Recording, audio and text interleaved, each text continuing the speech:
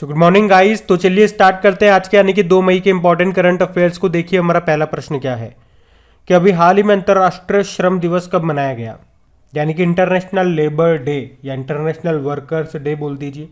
Answer हो गया 1 मई को। तो हर साल 1 मई को ये इंटरनेशनल लेबर डे के रूप में मनाया जाता है।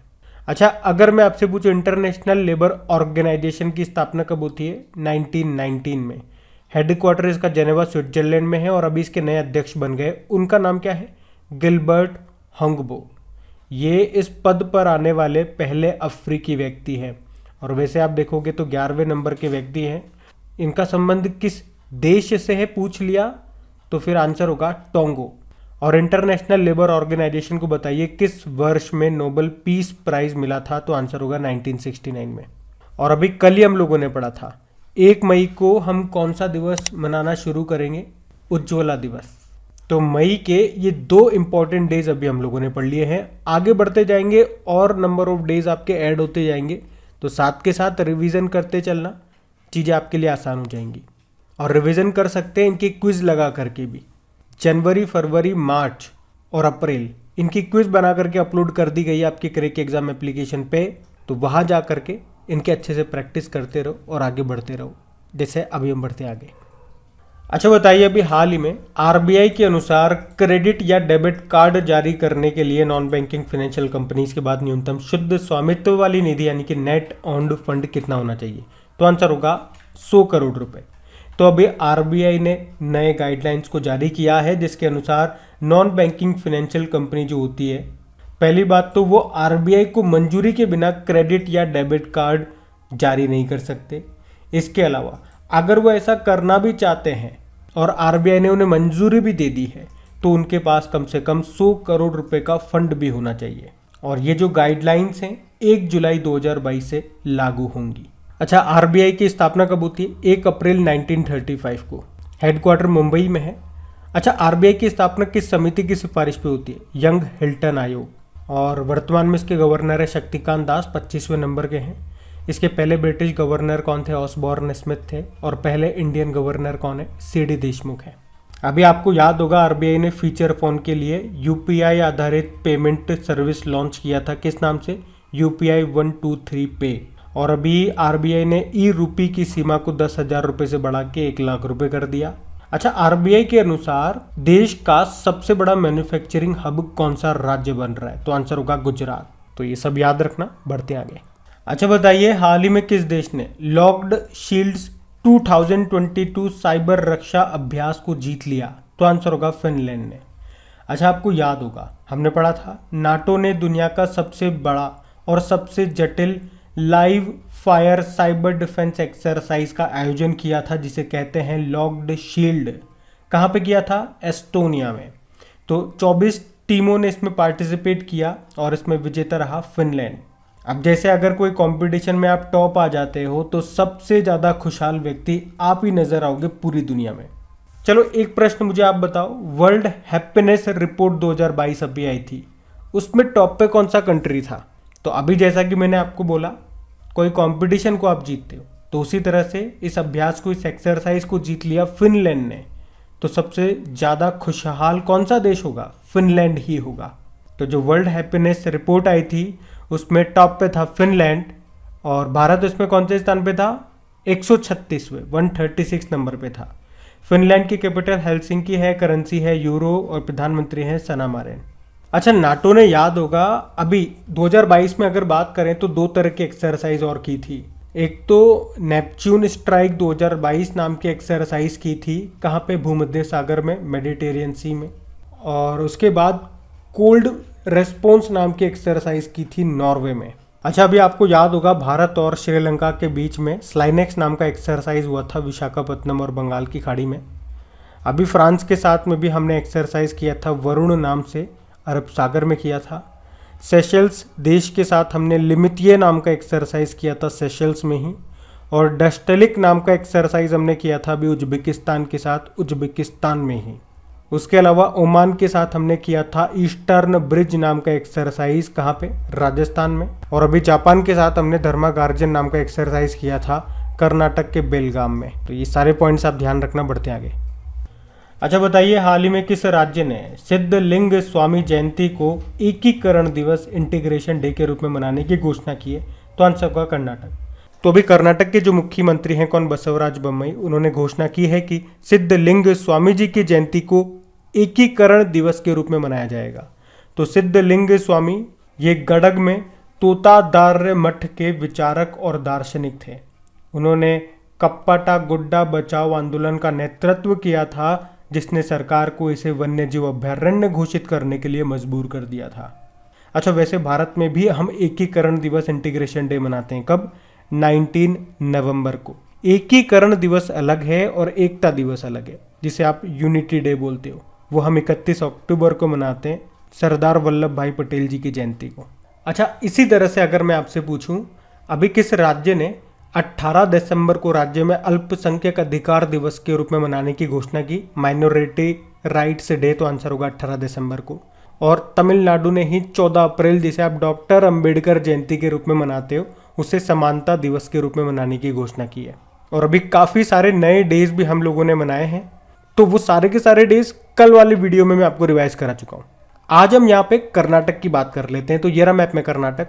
देखो, कर्नाटक की कैपिटल क्या है? बंगलुरु है। यहीं पे आपको इन्फोसिस का हेडक्वार्टर मिलेगा, विप्रो का हेडक्वार्टर मिलेगा, हिंदुस्तान एरोनॉटिकल लिमिटेड का मिल जाएगा, इसरो का आपको हेडक्वार्टर यहाँ पे मिल जाएगा। Bengaluru silicon valley of India इसी को कहा जाता है। अच्छा बताइए, भारत का पहला डिजिटल वाटर बैंक एक्वेरियम कहाँ पे लॉन्च किया गया? बंगलुरु में। बताओ, भारत का पहला artificial intelligence and robotics technology park कहाँ पे स्थापित किया गया? तो आंसर होगा बंगलुरु में ही। और भारत का पहला movable fresh water tunnel aquarium कहाँ पे इंस्टॉल किया गया? बंगलुरु स्टेशन पे। और वर्तमान में यहाँ के मुख्यमंत्री कौन है? बसवराज बोम्मई है। और यहाँ के पूर्व मुख्यमंत्री कौन थे? BS येदियुरप्पा। इनका नाम न्यूज़ में था, क्योंकि अभी कर्नाटक के शिवमोग्गा हवाई अड्डे का नाम BS येदियुरप्पा के नाम पर रखा जाएगा। और गवर्नर है थावरचंद गहलोत। और अभी हम लोगों ने पढ़ा था, कर्नाटक सरकार ने निमोनिया को सफलतापूर्वक रोकने के लिए सांस अभियान शुरू किया। खेलो इंडिया यूनिवर्सिटी गेम्स का दूसरा संस्करण कर्नाटक में ही चल रहा है, जिसका मैस्कॉट है वीरा। यहीं पे ही विनय समरस्य पहल शुरू हुई थी कर्नाटक में ही, जिसका उद्देश्य है ग्राम पंचायतों में छुआछूत को खत्म करना। जोग जलप्रपात या गरसप्पा जलप्रपात वाटरफॉल कर्नाटक में मिलेगा, शरावती नदी पे। अच्छा, एक भैंस दौड़ है कंबाला, इसका आयोजन कहाँ पे किया जाता है? कर्नाटक में ही। और जल्लीकट्टू होता है तमिलनाडु में। अभी सरकारी सेवाओं में ट्रांसजेंडर समुदायों को 1% आरक्षण देने वाला पहला राज्य बना था कर्नाटक। और कर्नाटक ने बंगलुरु में अपनी तरह का पहला पशु कल्याण वॉर रूम भी शुरू किया। अच्छा बताओ, भारत का पहला चंदन संग्रहालय कर्नाटक के कहाँ पे? मैसूर में स्थापित किया जाएगा। अभी कर्नाटक का 31वां नंबर का जिला बना था विजयनगर। कर्नाटक ने किसानों के लिए फ्रूट्स पोर्टल भी लॉन्च किया था। और यहाँ पे हावेरी रेलवे स्टेशन का नाम बदल के महादेवप्पा मेलारा रेलवे स्टेशन कर दिया गया। हुबली रेलवे स्टेशन का नाम बदल करके श्री सिद्धरुद्र स्वामी जी रेलवे स्टेशन कर दिया गया। यहीं पे अलमाटी बांध आपको मिलेगा कृष्णा नदी पे। कृष्ण राज सागर बांध मिलेगा आपको कावेरी नदी पे। भारत की पहली तटरक्षक अकेडमी कोस्ट गार्ड अकेडमी ये मंगलुरु में ही स्थापित की जाएगी। कर्नाटक सरकार ने देश की पहली इंटीग्रेटेड एयर एम्बुलेंस सेवा को भी शुरू किया। और भारत का पहला खिलौना निर्माण समूह कहाँ पे बनेगा? कर्नाटक में। टॉय मैन्युफैक्चरिंग क्लस्टर बोलेंगे। और आपको याद होगा, नई जो राष्ट्रीय शिक्षा नीति 2020 आई थी, उसको लागू करने वाला पहला राज्य आपका कर्नाटक ही है, दूसरा मध्य प्रदेश है। तो ये सारे पॉइंट्स आप ध्यान रखना जी। बढ़ते आगे। अच्छा बताइए, हाल ही में PV सिंधु ने एशिया बैडमिंटन चैंपियनशिप में कौन सा पदक जीता? तो आंसर होगा ब्रोंज मेडल। अच्छा, अब आप लोग ही बता दो, ये एशिया बैडमिंटन चैंपियनशिप ये कहाँ पे हुई? तो आंसर होगा मनीला, फिलीपींस में। ये इसका 40वां संस्करण है, जिसमें हमारी शटलर PV सिंधु ने ब्रोंज मेडल जीता। इसमें इन्होंने किनको हराया? जापान के अकाने यागामुची को। और इस टूर्नामेंट में PV सिंधु का ये दूसरा मेडल है, क्योंकि इससे पहले 2014 में जो एशियन बैडमिंटन टूर्नामेंट हुए थे, उसमें भी इन्होंने ब्रोंज मेडल ही जीता था। वैसे PV सिंधु से मैं आपको बता दूं कि अभी जो टोक्यो ओलंपिक 2020 हुए थे, उसमें PV सिंधु ने ब्रोंज मेडल ही जीता। और अभी जो सैयद मोदी बैडमिंटन टूर्नामेंट 2022 हुआ था, उसमें वुमेन सिंगल टाइटल को जीता था इन्होंने। और ये सैयद मोदी बैडमिंटन टूर्नामेंट की लखनऊ में हुए थे। और उसके अलावा स्विस ओपन बैडमिंटन 2022 का टाइटल भी जीता इन्होंने। इनके ऊपर एक बुक भी लिखी गई है जिसका नाम है shuttling to the top the story of PV Sindhu, और उस बुक को किसने लिखा है? वी कृष्णस्वामी ने।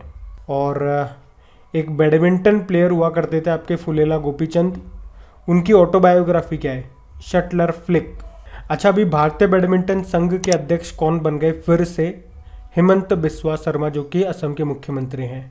और देखो, बैडमिंटन से रिलेटेड 2-3 कप याद रखना। उबेर कप हो गया और एक थॉमस कप हो गया। उबेर कप को चाइना ने जीता है जापान को हरा के, थॉमस कप को इंडोनेशिया ने जीता है चाइना को हरा के। अच्छा बताओ, 2026 में badminton world federation world championship को कौन होस्ट करेगा? तो आंसर होगा भारत। और बताओ, भारत की पहली पैरा बैडमिंटन अकादमी कहाँ पे खुलेगी? लखनऊ में। और अगर पूछा जाए कि तस्नीम मीर का संबंध किससे है? तो बैडमिंटन से, क्योंकि ये 2022 में दुनिया की नंबर 1 जूनियर बैडमिंटन प्लेयर बन गई है। ये गुजरात से हैं। अच्छा बताओ, बैडमिंटन वर्ल्ड फेडरेशन का हेडक्वार्टर कहाँ पर है? कुआलालंपुर, मलेशिया में। पॉल एरिक इसके प्रेसिडेंट है। तो इतना याद रखना, आप बढ़ते आगे। चलिए बताइए, हाल ही में किसे पेरू सरकार के द्वारा सर्वोच्च राजनयिक पुरस्कार से सम्मानित किया गया? तो आंसर होगा अर्देशिर बीके दुबाश। तो अभी मुंबई में पेरू के जो पूर्व मानद कौंसल हैं अर्देशिर बीके दुबाश, इनको पेरू सरकार के द्वारा सर्वोच्च राजनयिक सम्मान, जिसे कहते हैं order of merits in the diplomatic service of Peru, Jose Gregorio Paz Soldan, इस सम्मान से सम्मानित किया। थोड़ा सा अजीब नाम है। अच्छा, आप मुझे बता दो, champions of the earth life time achievement award अभी किसको मिला? तो आंसर होगा सर डेविड एटनबरो। चलो बताओ, world press photo of the year 2022 के लिए किसे चुना गया? तो कनाडा के एम्बर ब्रैकन को। उनके फोटो टाइटल का नाम है कमलूप्स रेजिडेंशियल स्कूल। और बाकी अगर आपसे पूछा जाए कि प्रित्जकर पुरस्कार अभी किसे मिला? फ्रांसिस कैरेक, और ये सम्मान पाने वाले ये पहले अफ्रीकी बने हैं। और वैसे ये जो प्रित्जकर पुरस्कार है वास्तुकला के क्षेत्र में दिया जाता है, आर्किटेक्चर का इसे नोबेल पुरस्कार भी कहते हैं। तो ये सारे पॉइंट्स आप ध्यान रखना, बढ़ते आगे। अच्छा, फिर बताइए, कौन सी भारतीय अभिनेत्री इस साल जूरी के सदस्य के रूप में कान फिल्म समारोह में भाग लेगी? तो आंसर होगा दीपिका पादुकोण। अच्छा, कौन से नंबर के हैं ये कांस फिल्म फेस्टिवल? 75 नंबर के। तो अभी दीपिका पादुकोण को इस साल कांस फिल्म फेस्टिवल में जूरी के सदस्य के रूप में चुना गया है। और इसमें जूरी का नेतृत्व फ्रांसीसी अभिनेता विंसेंट लिंडन कर रहे हैं, जिन्होंने 2015 में कांस में बेस्ट एक्टर का अवार्ड जीता था। और वैसे मैं आपको बता दूं कि 1982 में कांस के जूरी सदस्य के रूप में सेवा देने वाली पहली भारतीय बनी थी कौन? मृणाल सेन। और विद्या बालन से आपको बता दूं, अभी भारतीय एक्सा लाइफ इंश्योरेंस की ब्रांड एम्बेसडर बनी थी। ध्यान रखना, ये बढ़ते आगे। अच्छा बताइए, अभी हाल ही में अंतरिक्ष उपग्रहों के खिलाफ मिसाइल परीक्षणों पर प्रतिबंध लगाने की घोषणा करने वाला पहला देश कौन सा है? तो आंसर होगा अमेरिका। तो अमेरिका अंतरिक्ष उपग्रहों के खिलाफ मिसाइल परीक्षणों पर प्रतिबंध लगाने की घोषणा करने वाला दुनिया का पहला देश बन गया है। अच्छा मुझे बताओ, अमेरिका की पहली महिला उपराष्ट्रपति कौन है? कमला हैरिस है, जो कि राष्ट्रीय अंतरिक्ष परिषद की अध्यक्षता करती है। तो उन्होंने अभी ये घोषणा की है कि इस तरह के परीक्षणों से बनाया गया मलबा अंतरिक्ष यात्रियों और उपग्रहों की सुरक्षा के लिए खतरा है। और वैसे मैं आपको बता दूं कि अमेरिका, चाइना, रशिया और भारत समेत कई देशों ने इस तरह के परीक्षण किए हैं और अंतरिक्ष में मलबा पैदा किया है। अच्छा, अगर आपसे पूछा जाए कि अभी अमेरिकी सुप्रीम कोर्ट में पहली अश्वेत महिला जज कौन बनी है, तो केतानजी ब्राउन जैक्सन। अभी इंटरनेशनल आईपी इंडेक्स 2022 में टॉप पे है यूएस, भारत 43 नंबर पर है। और अमेरिकी सिक्के पर दिखाई देने वाली पहली अश्वेत महिला का नाम बताओ? मायो एंजेलो है। और अगर आपसे पूछा जाए कि अमेरिकी नौसेना के इतिहास में परमाणु वाहक पोत का नेतृत्व करने वाली पहली महिला कौन बनी, तो आंसर होगा एमी बॉर्नश्मिट। ये सब याद रखना, बढ़ते आगे। अच्छा बताइए, हाल ही में फसल वर्ष 2022-23 के लिए घोषित खाद्यान्न उत्पादन लक्ष्य क्या है? तो आंसर होगा 328 मिलियन टन। तो हमारे कृषि मंत्री नरेंद्र सिंह तोमर, जिन्होंने कृषि पर राष्ट्रीय सम्मेलन खरीफ अभियान 2022 का उद्घाटन किया। और इस आयोजन के दौरान सरकार ने 2022-23 के लिए 328 मिलियन टन खाद्यान्न उत्पादन लक्ष्य की घोषणा की है। तो खरीफ खाद्यान्न उत्पादन लक्ष्य 163.15 मिलियन टन निर्धारित किया गया है, जबकि खरीफ खाद्यान्न उत्पादन लक्ष्य 164.85 मिलियन टन रखा गया है। और पिछले 6 सालों में आप देखोगे तो टोटल खाद्यान्न उत्पादन 251.54 से बढ़कर के 316.01 मिलियन टन हो गया है। तो याद रखना हमारे कृषि मंत्री कौन है? नरेंद्र सिंह तोमर है। बढ़ते आगे। अच्छा बताइए, एशिया के सबसे बड़े अंतर्राष्ट्रीय खाद्य और आतिथ्य मेला आहार 2022 का आयोजन स्थल कौन सा है? तो आंसर होगा नई दिल्ली। तो आहार 2022 नाम से एशिया का सबसे बड़ा अंतर्राष्ट्रीय खाद्य और आतिथ्य मेला यानी कि international food and hospitality fair, इसका आयोजन नई दिल्ली में किया गया। तो एक तो ये प्रश्न आप याद रखना। और किसने किया? एपिडा ने। एपिडा की फुल फॉर्म होती है agricultural and processed food product export development authority. और ये 26 अप्रैल को शुरू हुआ था, जो कि 30 अप्रैल तक चला। कहाँ पे? नई दिल्ली में। ये इसका 36वां नंबर का एडिशन था, संस्करण था। अच्छा, आप तो जानते ही हो दिल्ली के मुख्यमंत्री अरविंद केजरीवाल है। यहाँ के लेफ्टिनेंट गवर्नर कौन है? अनिल बैजल है। उसके अलावा आपको याद होगा अभी दिल्ली के नए मुख्य सचिव कौन बने? नरेश कुमार। प्रधानमंत्री नरेंद्र मोदी ने नई दिल्ली में प्रधानमंत्री संग्रहालय का उद्घाटन भी किया। उसके अलावा दिल्ली सरकार सरकारी स्कूलों में हॉबी हब्स स्थापित करेगा। अभी दिल्ली सरकार ने जय भीम मुख्यमंत्री प्रतिभा विकास योजना भी शुरू की है, जिसमें बच्चों को मुफ्त में कोचिंग दी जाएगी। पूसा कृषि विज्ञान मेला 2022 का आयोजन भी दिल्ली में किया गया था। और भारत का पहला ई वेस्ट इको पार्क कहाँ पे बनेगा? तो आंसर होगा दिल्ली में। और दिल्ली पुलिस ने भी उन्नति नाम से एक ई लर्निंग प्लेटफॉर्म भी लॉन्च किया था। और देश का पहला स्मोक टावर ये लगा है दिल्ली में। और भारतीय रेलवे ने बताओ कहाँ पर सबसे बड़ी कुश्ती अकादमी स्थापित करने की घोषणा की? तो आंसर होगा किशनगंज, दिल्ली में। तो ये सारे पॉइंट्स आप ध्यान रखना। बढ़ते आगे। अच्छा बताइए, शेनझोउ 13 किस देश का सबसे लंबा मानव युक्त अंतरिक्ष मिशन है? तो आंसर होगा चाइना। एक्चुअली में शेनझोउ 13 मिशन के 3 चीनी अंतरिक्ष यात्री अंतरिक्ष में 183 दिनों के बाद पृथ्वी पर लौटे और देश का अब तक का सबसे लंबा मानव युक्त अंतरिक्ष मिशन पूरा किया। इसे अक्टूबर 2021 में लॉन्च किया गया था। उसके बाद अंतरिक्ष यात्रियों ने अंतरिक्ष में 183 दिन बिताए। कहाँ का है? चाइना का। तो ये रहा मैप में चाइना। कैपिटल इसकी बीजिंग है। यहीं पे एशियन इंफ्रास्ट्रक्चर इन्वेस्टमेंट बैंक का हेडक्वार्टर मिलेगा। शंघाई कोऑपरेशन ऑर्गेनाइजेशन का हेडक्वार्टर मिलेगा। करेंसी रेनमिन है। प्रेसिडेंट है शी जिनपिंग। और भारत और चाइना के बीच की बॉर्डर रेखा को क्या कहते हैं? मैकमोहन रेखा कहते हैं। और अभी चीन में भारतीय राजदूत कौन बने थे? प्रदीप कुमार रावत बने थे। आपको याद होगा बैडमिंटन कप है उबेर कप, उसको जीत लिया है चाइना ने जापान को हरा के। और बैडमिंटन का ही कप है थॉमस कप, जिसको हार गया चाइना। किससे? इंडोनेशिया से। और अभी चाइना ने अपना पहला सोलर एक्सप्लोरेशन सैटेलाइट को लॉन्च किया था, जिसका नाम है शी है। अच्छा, चाइना में जो शहर है शंघाई शहर, किस नदी के किनारे स्थित है? यांगटीसी नदी के किनारे। ये एशिया की सबसे लंबी नदी है। और वैसे वर्ल्ड की कौन सी सबसे लंबी? नील नदी है। और अभी दुनिया का जो सबसे बड़ा इलेक्ट्रिक क्रूज शिप है, इसने अपनी पहली यात्रा चाइना में ही की थी। किस नदी पे? यांगत्सी नदी पे। बढ़ते आगे। अच्छा, विश्व बैंक के अनुसार दैनिक व्यय सीमा क्या है जिसके नीचे एक व्यक्ति को अत्यधिक गरीबी में वर्गीकृत किया गया? तो आंसर होगा $1.90। तो अभी वर्ल्ड बैंक के अनुसार अत्यधिक गरीबी यानी कि एक्सट्रीम पॉवर्टी को $1.90 तो लगभग 145 रुपये से जो कम कमाता है वे अत्यधिक गरीबी के अंदर आता है।